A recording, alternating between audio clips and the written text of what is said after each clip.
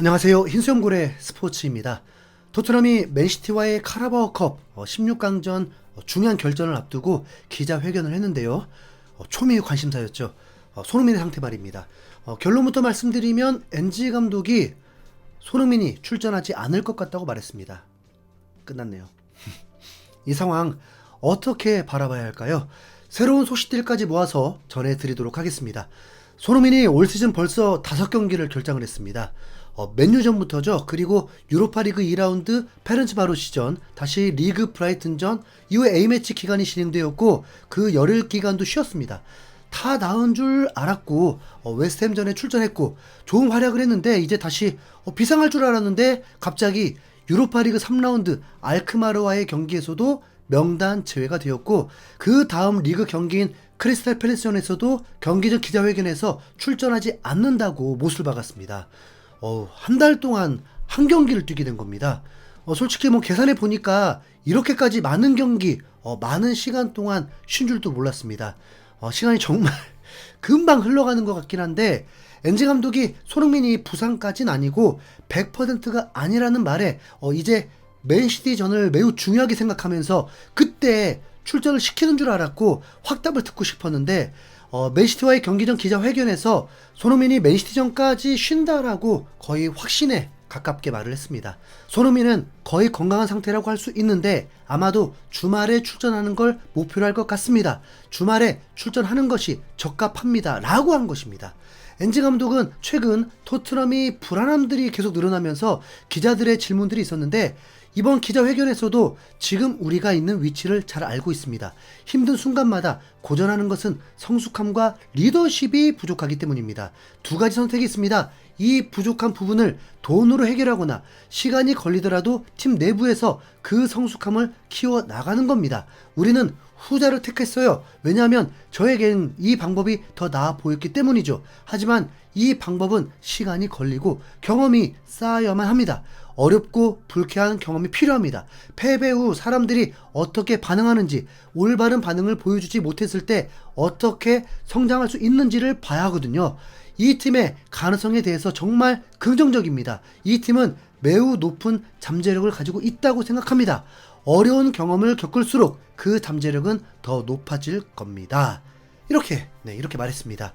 보통 이런 답변은 몇몇 선수를 지칭해서가 아니라 팀으로 평가를 하는 건데 사실 손흥민이 계속 경기를 뛰면서 토트넘의 부진한 경기력들이었고 그로 인한 답변이 성숙함과 리더십 부분에 문제를 거론했다면 사실 손흥민에게도 지적되는 부분이 되는 건데 누가 봐도 손흥민이 없는 상태에서 경기력들이 최악이 되었고 공백이 느껴졌다 보니까 손흥민의 필요성이 더 강조되는 것 같기도 합니다. 그런데 제가 해석되는 건 팀으로 보는 것 같거든요. 그냥 엔지 감독이 토트넘에 부임하고 나서 키워나간다라는 후자를 선택했다고 한 거니까요. 괜히 기분이 나쁘더라고요. 성숙함과 리더십이라 팀에서 매우 중요한 부분이죠. 이건 나이와 상관도 없습니다. 그런데 지금 상황과 진짜 어울리는 말인가요? 차라리 선수들이 대부분 어려서 멘탈이 약하다라고 한다면 그건 이해하겠고 앞으로 어려운 순간들을 빨리 겪을수록 더 빠르게 성장한다라고 말할 수 있을 것 같습니다. 그런데 그런 느낌이 들지 않는다니까요. 어떤 조직이든 어떤 한 사람의 영향력으로 분위기를 최고로 만들기도 하고 반대로 최악의 상황도 일어나기도 하는 건데 해외 언론, 전문가들 모두 손흥민의 영향력 자체를 매우 높이 사고 지금 토트넘이 이 정도라도 유지하는 것 자체가 손흥민 때문이라는 건 다 알고 있잖아요. 물론 손흥민이 무리하지 않고 5경기가 출전 못할 정도로 심각한 상황이 아니었다면 엔지 감독이 이런 말을 하지 않았겠죠. 토트넘은 바로 2연패의 위기에 빠져 있습니다. 홈에서이지만 맨시티를 만나게 되니까요. 엔지 감독이 부임하고 토트넘은 맨시티에게 1무 2패를 당했는데 인터뷰에서 한 기자가 맨시티가 힘 빼고 나온다는 부분에 대해서도 언급을 했습니다. 기자가 이제 이렇게 질문을 합니다. 펩은 팀이 에너지를 낭비하지 않겠다고 했습니다.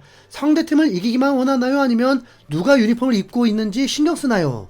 그러자 엔지 감독은 대부분의 클럽이 카라바오컵에서 로테이션을 돌리는 것이 사실입니다. 하지만 맨시티의 이 대회 기록을 보면 그들은 정말 환상적인 축구 클럽입니다. 맨시티는 오랜 시간 동안 성공을 유지해왔으며 사람들이 가끔 그것을 당연하게 여기기도 합니다. 하지만 이 리그와 이 나라에서 그 오랜 시간 동안 그 수준을 유지하는 것은 매우 어렵습니다. 그들은 누구를 상대하든 팀을 로테이션하든 아니든 또는 어떤 대회든 상관없이 계속해서 일정한 수준의 퍼포먼스를 보여줍니다. 그리고 거의 어떤 대회에서도 초반에 탈락하는 일이 없습니다. 라면서 강한 경계심을 드러냈습니다. 최소한 맨시티가 유망주들 데리고 경기 임할 거라고 보진 않고 있습니다. 그러니까 이제 더 불안함이 몰려오게 되죠. 맨시티는 지난 사우스햄튼전에서도 11명의 선발 명단에 9명의 서브 명단을 등록할 수 있는데 7명이 최선이었습니다. 그리고 그 7명에는 교체 자원으로 활용될 수 있는 선수는 스톤스, 귄두안, 아케였습니다. 과르디올라가 다음 시즌 맨시티를 떠날지 안 떠날지 결정이 나지 않은 상황에서 맨시티 구단도 제대로 대응하기는 어렵죠.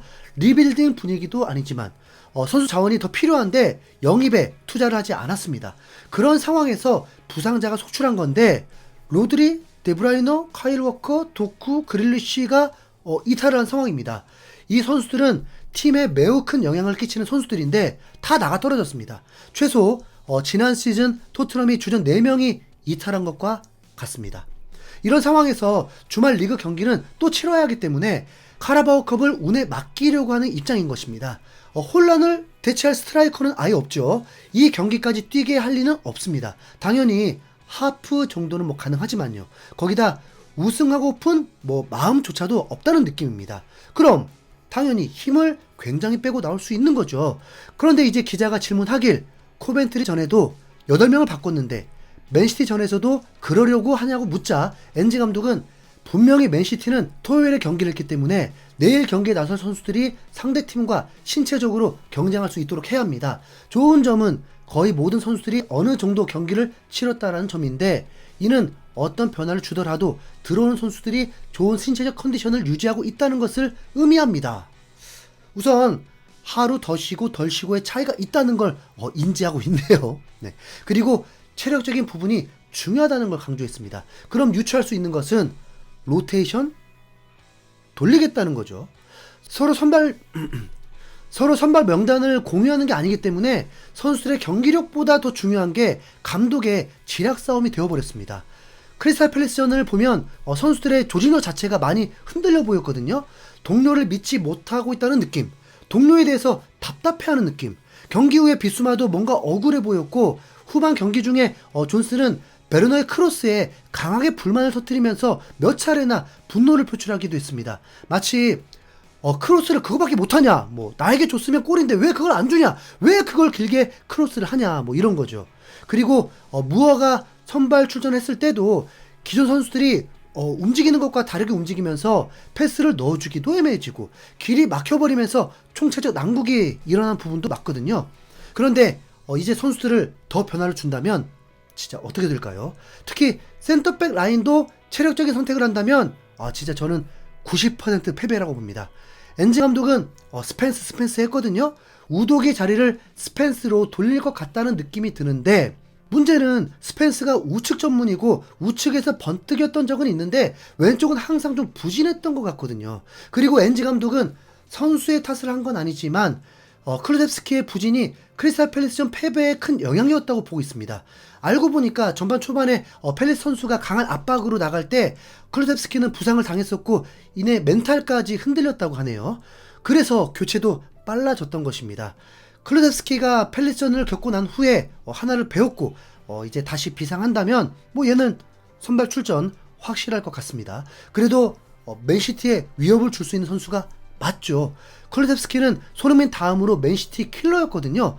지난 시즌 원정에서도 극장 동점골을 넣기도 했습니다. 여러분 조심스럽게 아이디어 내보는 건데요. 클루셉스키, 사르, 벤탄쿠르 그냥 이렇게 미드필더 두고 베르너 그냥 무어보다는 차라리 그냥 메디슨을 왼쪽 윙으로 넣는 거 어떻게 보시나요?